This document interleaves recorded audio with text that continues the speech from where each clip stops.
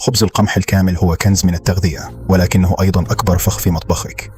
هل انتهى بك الأمر من قبل برغيف كثيف أو ملمس متفتت؟ سأريك كيفية إصلاح ذلك اليوم.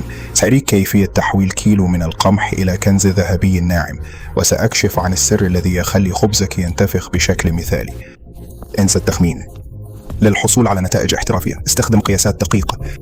30 جرام دقيق قمح كامل، 750 مل ماء، 50 جرام دواء، 15 جرام خميرة، 20 جرام ملح، 30 مل عسل، 40 جرام زبدة، وملعقتان كبيرتان زبادي.